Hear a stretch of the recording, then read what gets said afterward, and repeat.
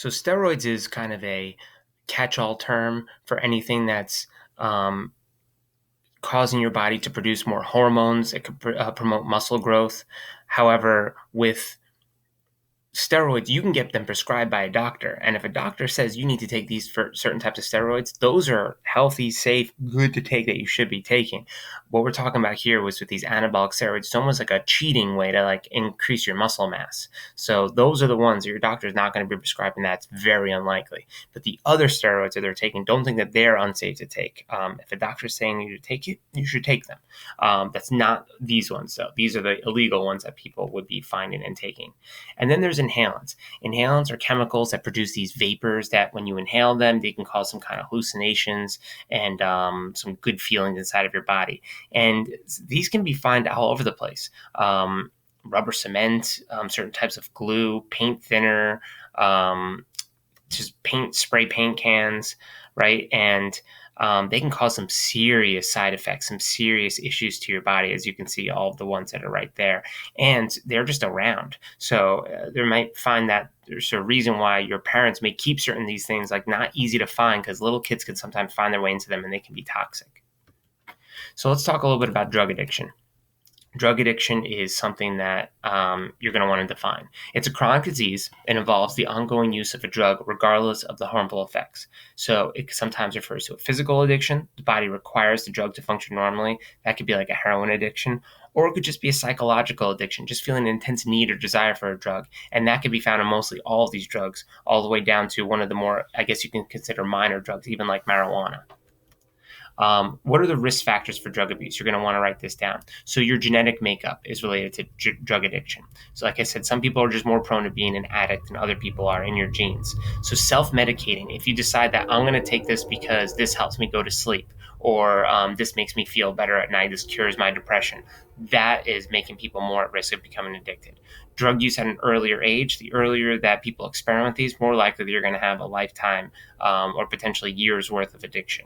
And the environment that you grow up in, right, impacts your attitude to drugs. If at home people are regularly using drugs and you see them, you're probably going to be more normalized to them and think that's a normal thing to do. Whereas if you never have any interaction with them, right, you're just less likely going to try them. So some strategies to refuse drugs, right? Just knowing like how to respond, like literally think in your head. Like if you're at a party, you're at some kind of social gathering and someone's going to offer you something, what are you going to say? What's going to be your line to make sure that they respect your choice or decision to not take these drugs, right? You don't have to alienate yourself. You don't have to like never go out and be afraid.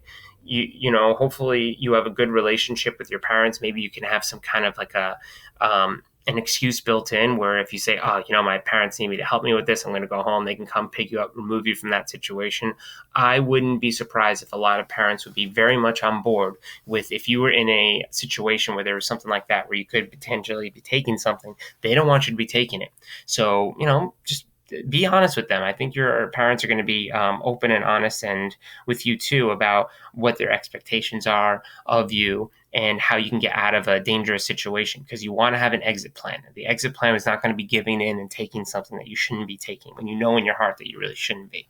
So just have your line ready, and I think you're going to find that people are going to be accepting of your choices for the most part. I really do think so. If you're just firm about it, if you're like, no, I'm the type of kid that never takes this stuff, and I'm like, oh, yeah, that's the kid that never takes stuff, right? Doesn't mean you're going to lose friends from it.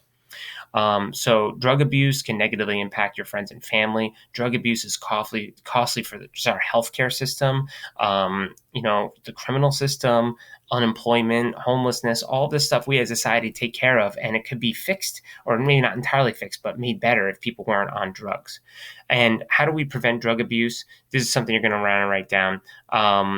So we want to send them to residential treatment programs sometimes. That could be like a rehab, or it could be support groups. So it's the mixture of these two things that are here to help people with abuse and addiction. It could be inpatient, meaning that you live there temporarily, outpatient, meaning that you go there occasionally, retraining people to get jobs afterwards, support groups, sober living communities where you can't find any drugs there. All of these ways are how you can help treat abuse and addiction.